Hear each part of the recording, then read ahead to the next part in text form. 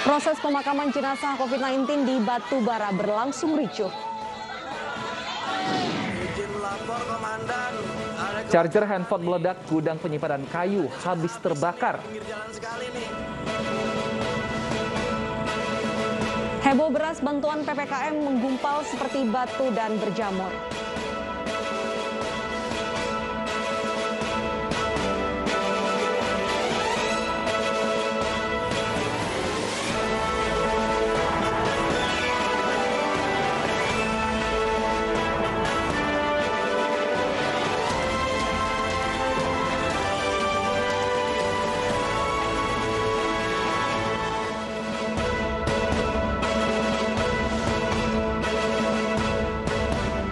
Halo pemirsa, saya Wilson Purba kembali hadir dalam program iNews Siang. Selain 3 informasi utama tadi, redaksi kami telah menyiapkan informasi menarik lainnya di hari Jumat ini. Dan informasi pertama akan disampaikan oleh rekan saya Bernadetta Ginting. Selamat siang Deta, informasi apa yang akan kita sampaikan ke pemirsa selama 90 menit ke depan? Selamat siang Wilson, selamat siang juga pemirsa. Hari ini kita memiliki informasi untuk Anda terkait Kementerian Kesehatan Republik Indonesia yang telah memberikan izin vaksinasi untuk ibu hamil. Pertimbangan pemberian vaksin harus berdasarkan rekomendasi dari Komite Penasihat Ahli Imunisasi Nasional atau ITAGI. Kita akan membahasnya bersama Ketua Umum PP POGI, Perkumpulan Obstetri dan Ginekologi Indonesia. Pemirsa, inilah iNews Siang selengkapnya.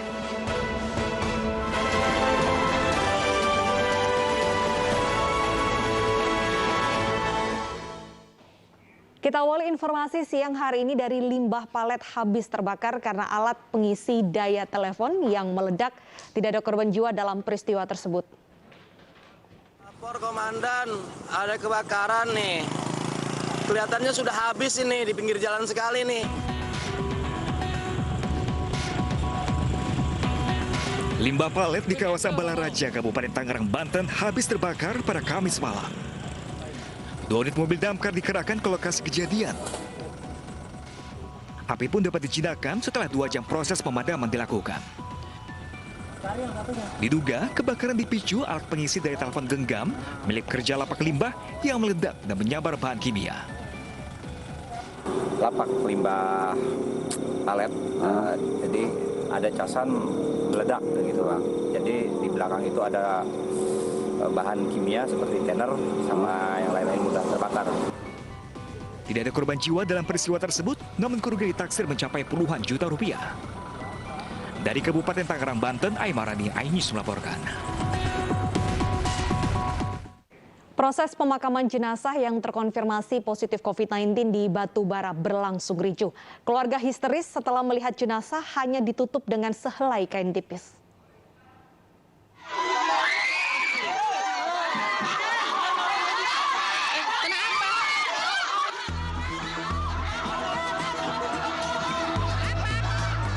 Pemakaman jenazah Herna Ayu, warga desa Simpang Kopi, Batubara, Sumatera Utara, yang terkonfirmasi COVID-19, yang mulanya berjalan dengan tenang, tiba-tiba menjadi ricuh. Keluarga meminta peti jenazah dibuka untuk melihat posisi mayat apakah sudah sesuai dengan syariat Islam. Namun jeritan histeris terdengar ketika peti dibuka. Terlihat posisi mayat dalam keadaan terlentang dan hanya ditutupi sehelai kain putih. Tidak sepertinya layak mayat seorang muslim yang dikafani. Tutupan gitu aja. Setelah dibuka abang saya yang nomor 2, bahwasannya kain kafannya itu transparan. Maaf cakapnya, dari dada sampai kemaluannya nampak. Apakah itu disebut dengan layak? Kami buka plastiknya, dihalangi oleh kepolisian, dihalangi sama petugas supir ambulan, sama kernetnya. Diketahui, Herna Ayu dirawat di Rumah Sakit Bayangkara Tebing Tinggi pada tanggal 1 Agustus dan meninggal dunia pada Selasa pagi. Tidak ada petugas pemakaman khusus dari pihak rumah sakit, namun keluarga diminta memakai alat pelindung diri untuk melakukan prosesi pemakaman. Terkait dengan hal tersebut, ketika dikonfirmasi, Lasma, salah satu dokter yang menangani bagian isolasi Rumah Sakit Bayangkara, enggan memberikan keterangan. Dari Batubara, Sumatera Utara, Fadli Pelka, iNews melaporkan. Seorang pemuda di Cilacap, Jawa Tengah ditangkap polisi. Ia ditangkap setelah merusak kantor rumah sakit karena tidak terima orang tuanya meninggal dan divonis COVID-19.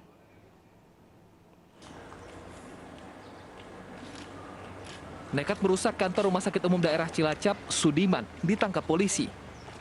Ia memecahkan pintu kaca serta merusak berbagai alat kesehatan di salah satu ruangan di gedung Paru Center RSUD Cilacap. Saat diperiksa, motif Sudiman merusak kantor RSUD karena tidak terima ibunya meninggal akibat COVID-19. Waktu sore, saya dikabarin ibu saya kritis. Saya langsung ke rumah sakit. Pengen ketemu? Enggak, pengen tahu loh. Kok tahu-tahu ibu saya udah nggak ada. Terus kenapa ngamuk itu? Iya. Mau jadi sedih? Iya. Kemarahan Sudiman akhirnya bisa diredam oleh keluarga. Ada peralatan medis lainnya yang rusak, antara lain tensi, tapi hal tersebut bisa diredam oleh keluarga dari tersangka sendiri. Itu ibunya positif ini? Betul, dari ini diisolasi karena positif, informasinya beliau merasa stres, tertekan. Tersangka dikenakan pasal berlapis tentang wabah penyakit menular dengan ancaman hukuman 4 tahun penjara. Dari Cilacap, Jawa Tengah, Heri Susanto, iNews melaporkan. Dinar Kendi resmi ditetapkan sebagai tersangka dalam kasus video yang dirinya berbikini di pinggir jalan serta viral di media sosial. Ini kasus tersebut dalam tahap penyidikan.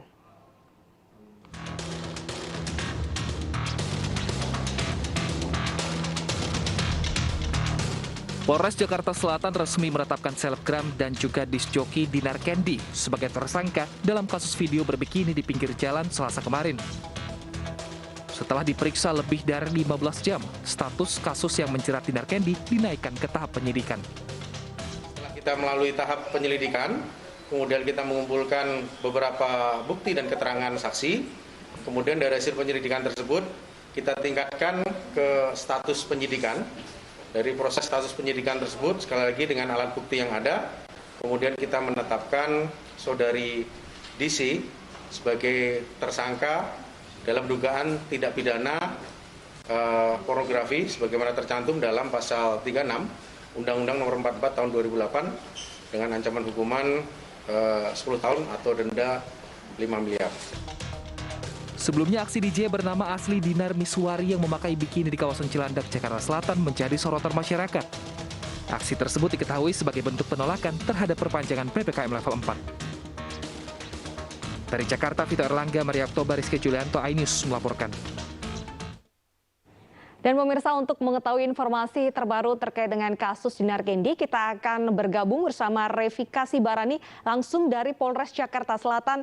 Selamat siang Revika, bagaimana hasil penyidikan terbaru pasca penetapan Dinar Kendi sebagai tersangka?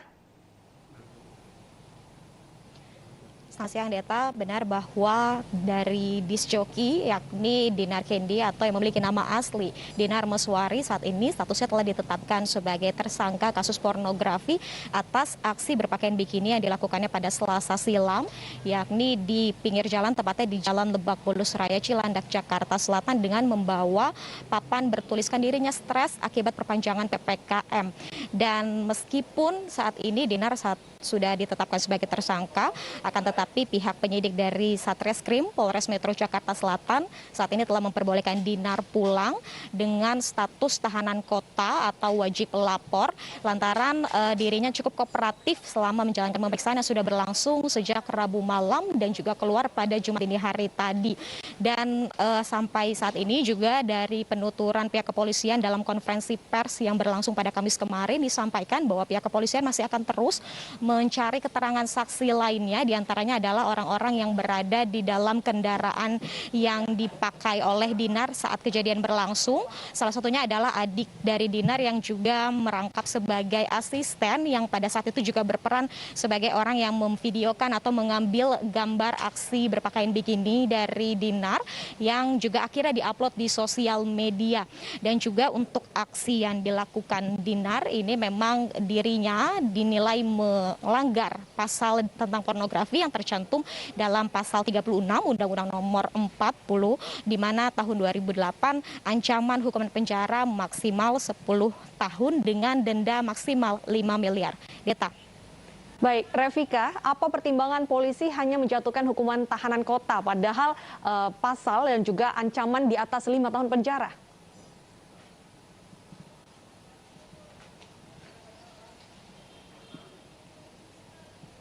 Ya, Revika.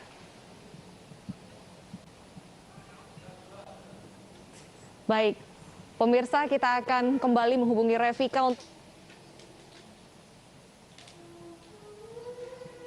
Revika.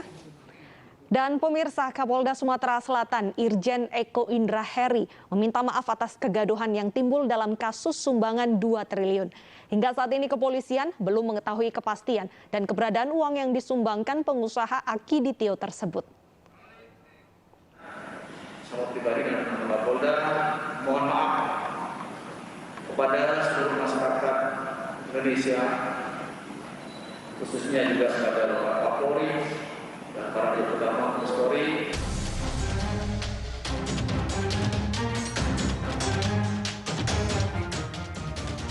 Permintaan maaf akhirnya disampaikan Kapolda Sumatera Selatan Irjen Eko Indra Heri atas misteri sumbangan 2 triliun keluarga Akiditio. Kapolda yang hadir bersama pejabat lainnya dalam penyerahan sumbangan 2 triliun tersebut memohon maaf atas kegaduhan yang terjadi. Hampir 2 minggu setelah simbolis penyerahan sumbangan, Kapolda menegaskan uang tersebut belum ditemukan. Saya sudah mengecek kepada Profesor ada tidak dananya, beliau ada, sedang diurus, seolah Senin katanya turun. Tapi sampai sekarang memang kita sudah tahu prosesnya, dana tersebut belum ada. Atas kejadian prank sumbangan 2 triliun ini, Kapolda Sumatera Selatan pun diperiksa Mabes Polri. Kepolisian memastikan penyelidikan di ranah internal akan transparan.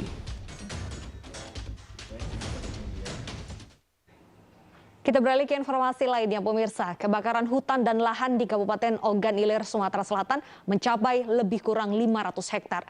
Jumlah tersebut diperkirakan akan terus bertambah karena puncak kemarau diprediksi terjadi pada bulan September mendatang.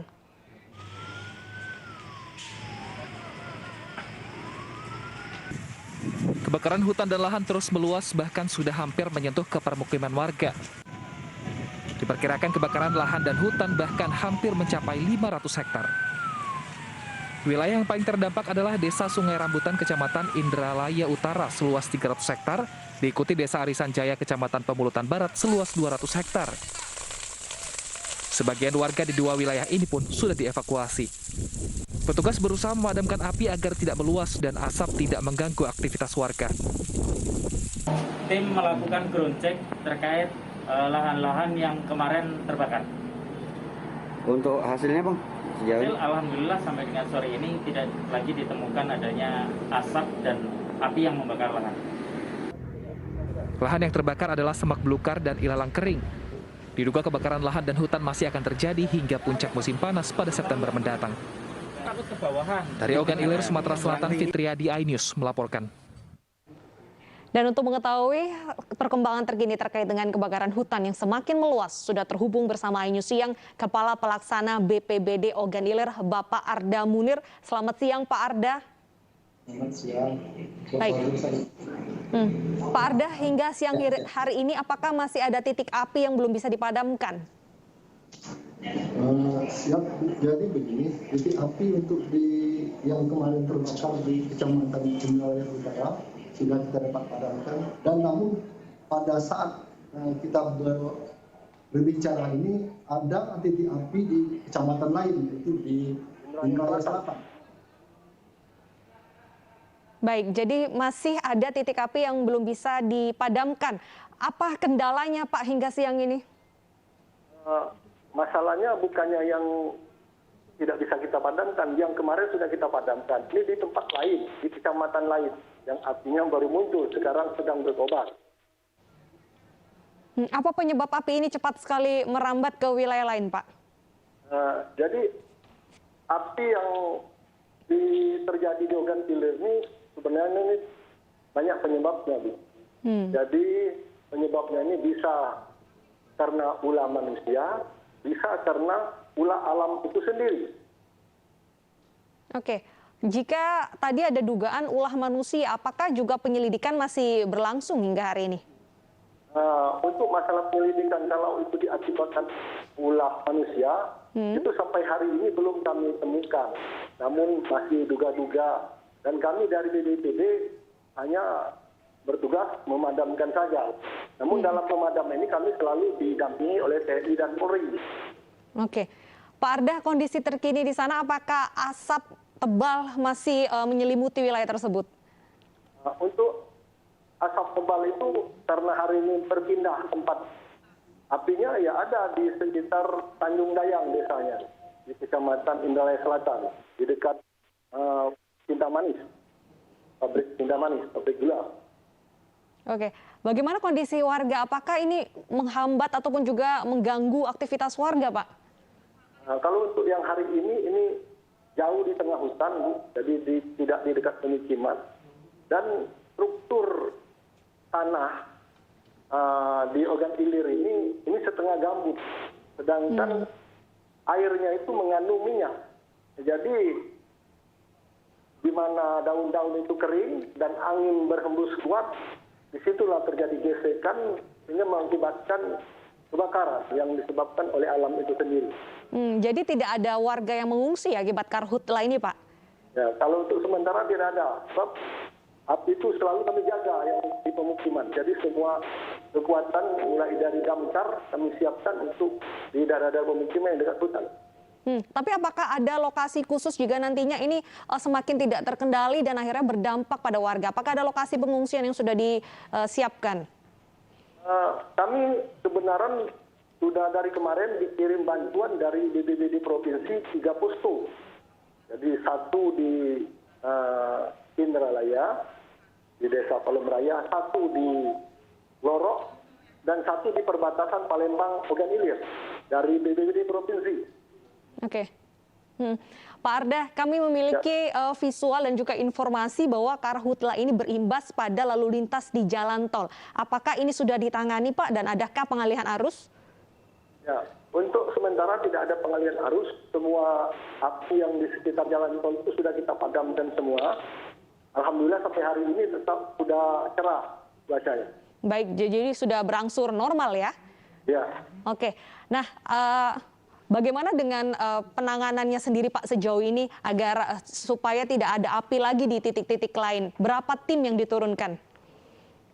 Untuk dari BPBD kami sudah lama ada tim kecamatan, itu dari 4 orang. Tim itu kita kasih motor kendaraan, ada mesin pompanya, kemudian ada mesin jinjing, yang itu yang patroli setiap hari khusus di kecamatan. Dan itu kita dibantu juga oleh tim dari Menggala nih kalau memang terjadi kebakaran, yang juga poskonya di Ogan Ilir juga. Jadi kita cepat untuk mengatasi apabila ada kebakarannya. Baik, Pak Arda, ini lahan yang terbakar apakah milik pemerintah atau swasta, Pak, atau warga? Nah, lahan yang terbakar ini bukan milik pemerintah, milik masyarakat. Kalau dia dikelola, misalnya di sini ada kebun sawit, ada kebun karet, itu tidak terbakar. Yang terbakar ini semak belukar, hutan liar, gitu. Oke, baik, terima kasih Pak Arda atas informasinya. Semoga api dan juga kebakaran ini bisa segera ditangani dengan cepat. Kita ke informasi lainnya, pemirsa. Dipicu saling ejek dan dendam lama, 2 kelompok pemuda di Medan kembali bentrok. Dalam sebulan terakhir, beberapa kali bentrokan terjadi di Medan hanya karena masalah sepele.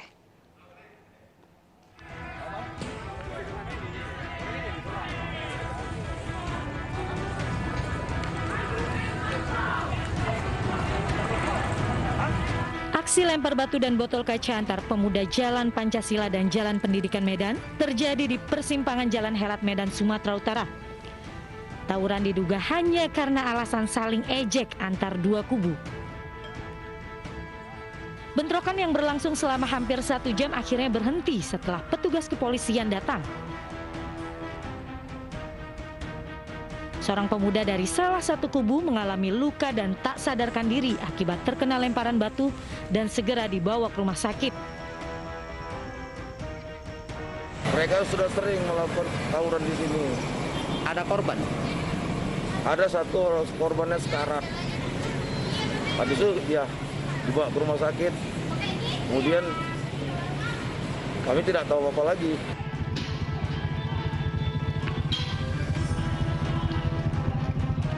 Aksi serupa sering terjadi di Kota Medan. Dalam kurun waktu sebulan, sebanyak 6 aksi tawuran pecah dengan berbagai pemicu.